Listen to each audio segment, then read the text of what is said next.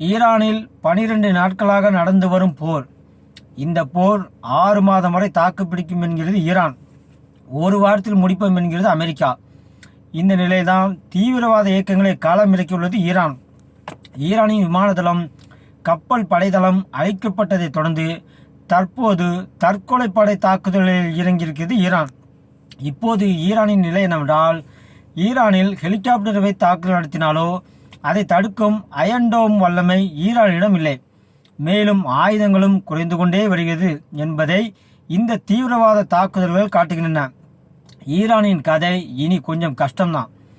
ஈரானின் அனைத்து ஆயுதங்கள் மற்றும் இராணுவத்தையும் முற்றிலுமாக அழித்து விட்டேன் என்று அமெரிக்கா அறிவித்த 4 மணி நேரத்தில் அமெரிக்காவுக்கு கொண்டு செல்லும் 2 எண்ணெய் கப்பலை மனித வெடிகுண்டுகள் மூலம் தகர்த்துள்ளனர் ஈரானின்.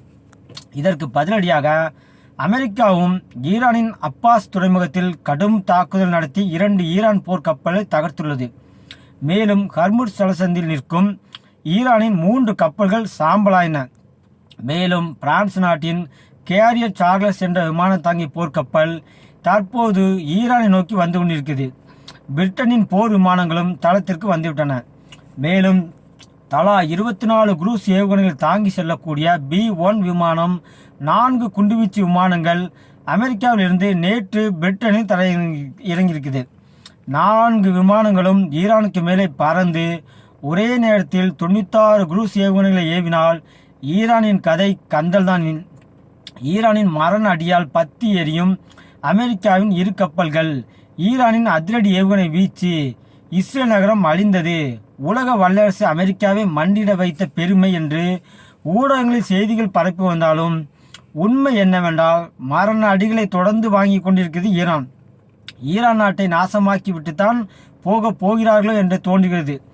இப்பவே 32 லட்சம் மக்கள் ஈரானை விட்டு வெளியேறியிருக்காங்க. இனி மிச்சமும் நாசமாகணும். சொல்ல போனால் ஈரான் நாடு சுமார் 50 வருஷம் பின்னோக்கி சென்றுவிடும் என்றே நினைக்கிறேன். என்ன நடந்தாலும் சரி, ஹர்முஸ் ஜலசந்தியை தொடர்ந்து முடக்கும் என்று ஈரான் உச்ச தலைவராக இருக்கக்கூடிய மெஜ்தபா கமேனி கூற, இனி பழைய ஈரான் இருக்காது, பழைய மத்திய கிழக்கும் இருக்காது என்று இஸ்ரேல் பிரதமர் நெதன்யாகு கூறியிருக்கிறார். ஆனால் இதில் உள்ள சிக்கல் என்னவென்றால், அமெரிக்கா நினைத்தது போல கமேனி போன்றவர்களை கொன்ற பிறகு போர் முடிந்துவிடும் என கணக்கு போட்டது தவறாகிவிட்டது. அதாவது தீவிரவாத இயக்கங்கள் திட்டங்கள் தீட்டப்பட்டதால் போர் உடனே நிறைவேற வாய்ப்பே இல்லை. இன்னும் பிரச்சனை என்னவென்றால், அமெரிக்காவில் இந்த வருட இறுதியில் அதன் பாராளுமன்ற தேர்தல் சந்திக்க இருக்கிறது.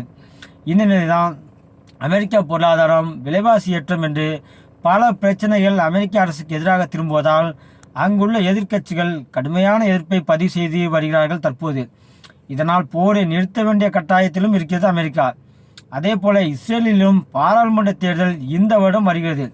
அங்குள்ள எதிர்க்கட்சிகள் போரில் நெதன்யாவுக்கு ஆதரவு கொடுத்து வருகிறார்கள் இருந்தாலும் தேர்தல் என்று வரும்போது கடுமையாக எதிர்ப்பார்கள். அதனால் ட்ரம்ப், நெதன்யாகு 2 பேருக்கும் ஈரான் போரில் வென்றே ஆக வேண்டிய கட்டாயத்தில் உள்ளனர் தற்போது.